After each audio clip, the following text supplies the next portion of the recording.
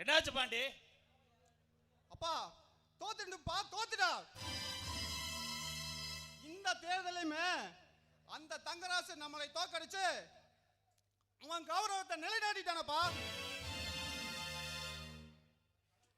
கடல் வத்தி கருவாடு தின்னலான்னு குடல் வத்தி சேர்த்துதான் கொக்கு. அந்த மாதிரி நிலைமை ஆயிடுச்சுப்பா நம்ம நிலைமை. ஏன்பா அந்த தங்கராசை நம்ம ஜெயிக்கவே முடியாதா? அப்பா அந்த தங்கராசு இந்த நெடுங்கூர் கிராமத்துல மேல தாளத்தோட வான வேடிக்கையில வரும்போது இந்த செந்தூர் பாட்டி உசுரோட இருக்கணுமாப்பா. டேய் பாண்டி, உசுறு போனா மசுறு போன மாதிரிடா. ஆனா இப்ப மானமே போச்சாடா. இந்த ஊர்க்காரங்க முன்னாடி நம்ம எப்படி நம்ம தலை நிமிர்ந்து வாழ முடியும்? ஒரு தேர்தல் இல்ல, 2 தேர்தல் இல்ல, வரிசையா நடந்த 5 தேர்தல்ல ஒரு தேர்தல் கூட நம்ம ஜெயிக்கலடா.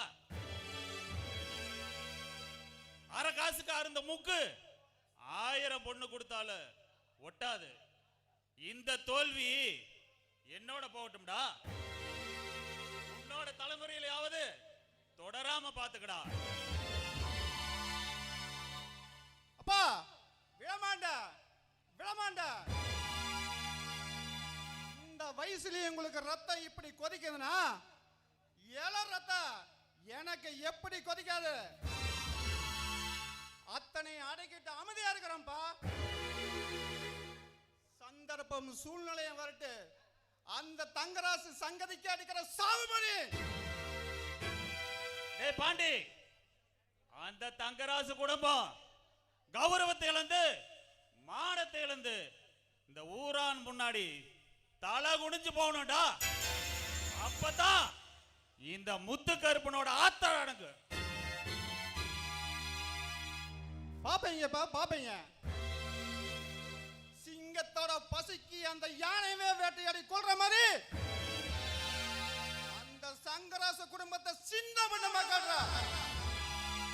டேய் பாண்டி, கடல் அலைய ஓயிட்டு கடல்ல குதிக்கலான்னு எப்பவும் யோசிச்சுட்டு அது கையால தானா. எதையும் சூட்டோட சூட்டா செய்யணும், புரியுதா? அப்பா அந்த தங்கராசோட வெற்றிக்கு காரணமே அவன் அக்கா பையனுமே அவன் பொண்டாட்டி தம்பிகள் தான்.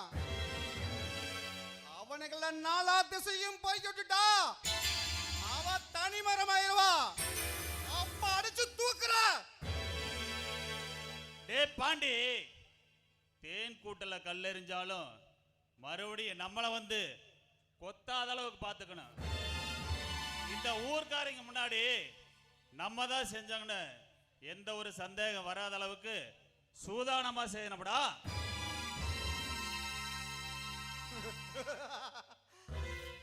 அப்பா பழிக்கு அஞ்சாதவா கொலைக்கு அஞ்ச போற.